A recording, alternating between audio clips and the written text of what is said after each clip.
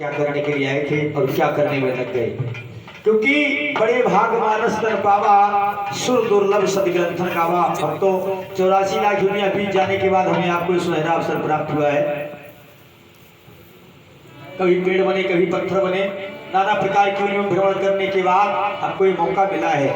तो मानव जीवन मिल जाना ही बहुत बड़ी बात नहीं है, लेकिन मानव जीवन मिलने के बाद अगर हम अपने लक्ष्य की तरफ नहीं चले तो फिर ये मानव जीवन जानवरों के जैसा माना जाता है। क्योंकि जो जानवर करते हैं वही मानव करता है।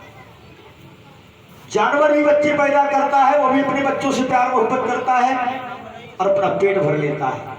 और इतना काम अगर मानव जीवन में पा करके भी कर रहे हैं तो फिर क्या फायदा हुआ। जबकि परम पिता परमात्मा ने हमें आपको कितनी विशेषताएं दी हैं। सुंदर सुंदर महल बना करके रहते हैं, नरम मुलायम गदेलों पर सोते हैं, अच्छा अच्छा भोजन खाते हैं, गाय भैंसे हमको दूध देती हैं, वो पीते हैं। जो चीजें मानव के लिए उपलब्ध है वो अन्य योनियों के लिए उपलब्ध नहीं है। और दूसरी बात क्या है, मानव के अंदर विवेक बुद्धि है। सही क्या है गलत क्या है इसका निर्णय मानव कर सकता है। और गुरु दीक्षा, गुरु मंत्र या गुरु का बताया उपदेश केवल मानव ही ग्रहण कर सकता है और कोई नहीं।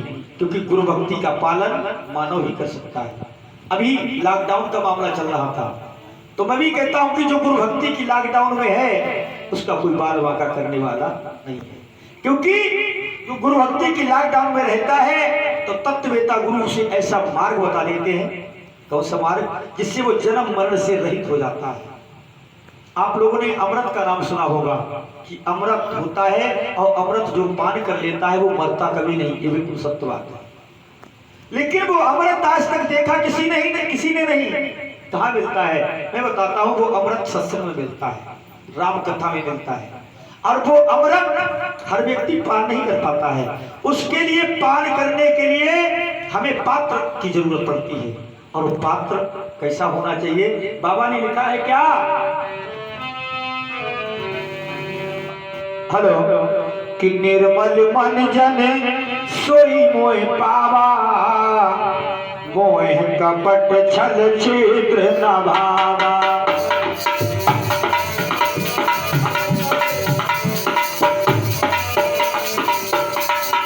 निर्मल मन जन सोई मोह पावा, मोह कपट छल छिद्र न भावा।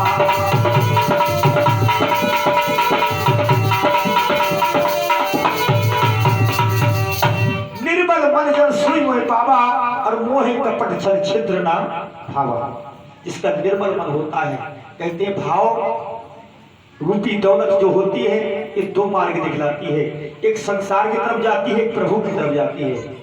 हमारे अंदर साधनों के धाम भरे हुए हैं, नाना प्रकार के साधन हैं। कहते हैं विवेक हमें आपको प्राप्त है। तो विवेक से क्या होता है, विवेक क्या करता है, विवेक दो चीजों को अलग कर देता है। जैसे दो चीजें भिन्न भिन्न हैं और वो आपस में मिल गई हैं, कौन कौन सी, सत्य और झूठ आपस में मिल गए हैं। तो विवेक का काम क्या होता है, झूठ को अलग कर देता है और सत्य को अलग कर देता है।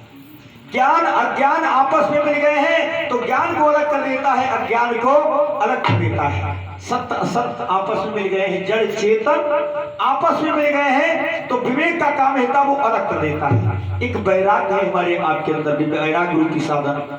तो वैराग्य क्या करता है कि जब सत्य और असत्य अलग हो जाते हैं और हमें खूब पता लग जाता है कि झूठ है और ये सत्य है, तो वैराग्य रूपी साधन क्या करता है कि झूठ से उसका वैराग हो जाता है और सत्य से अनुराग हो जाता है। तो हम आप विचार करें, हम प्रभु की कथा में क्यों आए हैं, इसी बात का निरीक्षण करने आए हैं कि सही क्या है और गलत क्या है। हमारे आप सब लोगों का लक्ष्य क्या है, हमारा आपका लक्ष्य है परम आनंद को प्राप्त करना। और वो परम आनंद हम आप कोई स्त्री में ढूंढ रहा है, कोई पुत्रों में ढूंढ रहा है, कोई धन में ढूंढ रहा है, कोई मान में ढूंढ रहा है, कोई पद में ढूंढ रहा है, कोई सम्मान में ढूंढ रहा है, कोई भोग विलास में ढूंढ रहा है आनंद के लिए। लेकिन इन चीजों के अंदर झूठा आनंद है, सच्चा आनंद नहीं है। हमें आपको सच्चे आनंद को प्राप्त करना है, इसलिए मानव जीवन मिला है और वो काम हम अभी कर सकते हैं। क्योंकि उसी काम को करने के लिए हमें आपको मानव तन मिला है।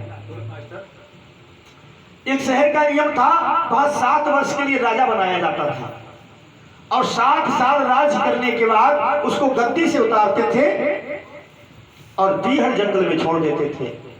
बीहड़ जंगल में उसे जंगली जानवर मार डालते थे। एक बार क्या हुआ भक्तों, बहुत से राजा बने और बहुत लोगों ने राज किया। सोमवीर ये 20 मुद्रा प्रभु कथा में अर्पित करते हैं। भगवान खुशहाल करे, निहाल करे, भोला भंडार भरे, प्रेम से गुरुदेव भगवान की जय। तो बहुत से राजा बने और राज किया। 7 वर्ष के बाद उन्हें गद्दी से उतारा और जंगल में छोड़ दिया। जंगल में जंगली जानवरों ने उन्हें मार दिया और उनका काम तमाम हो गया। एक विवेकवान पुरुष की बारी आई। उसे जब राजा बनाया गया तो उसने क्या किया, जैसे राजगद्दी पर आया तो उसने सिपाहियों को तैयार किया, सिपाहियों हमारे साथ चलो। कहां पहुंचा, उसी बीहड़ जंगल में जहां उसे 7 साल के बाद जाना था। वहां जाकर के उसने उस जंगल की सफाई की, एक सुंदर नगर का निर्माण किया और अपनी भी एक आलीशान कोठी बना ली तो, और फिर आकर के राज करने लगा। जब 7 वर्ष उसके पूरे हुए तो बोले भाई चलो राजा तुमको गद्दी से उतारते हैं। तो जितने राजा उतरे थे वो सब रोते हुए गए थे, लेकिन वो पहला राजा था जो हंसता हुआ जा रहा है, हंसता हुआ जा रहा है। तो लोग कहने लगे क्यों भाई तुम रो क्यों नहीं रहे हो, आज तक जितने राजा गए रोते हुए गए, लेकिन तुम हंसते हुए क्यों जा रहे हो। बोले हम जहां जा रहे हैं वहां भी राज्य करेंगे जाकर के। तो वो राजा कौन है, हम आप। 7 वर्ष के लिए हम आप राजा बने हैं। सप्ताह में 7 दिन होते हैं, भागवत केवल 7 दिन की होती है और साप्ताहिक अनुष्ठान यहाँ भी रखा गया है। 7 दिन में ही मनुष्य का जन्म होता है और 7 दिन में इसकी मृत्यु होती है। तो 7 दिन में ही अपना हमें कारज बनाना है और वो 7वां दिन किसका आखिरी हो किसी को कोई पता नहीं है। जब तक सांस आ रही है और जा रही है तब तक यहाँ नाता रिश्ता है, और सांस का आना जाना बंद हुआ तो यहाँ का रिश्ता रिश्ता समाप्त हो जाता है। इसलिए हमें आपको विचार करना है कि हमें भी एक दिन ये समय हमारे ऊपर भी आएगा।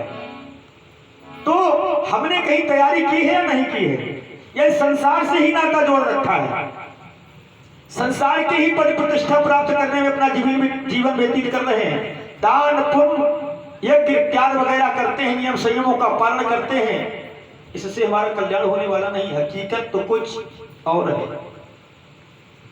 कहा है कि मानव तन मिल जाने के बाद अपने मानव जीवन के रहस्य को समझ लेना है। आइए समझते हैं।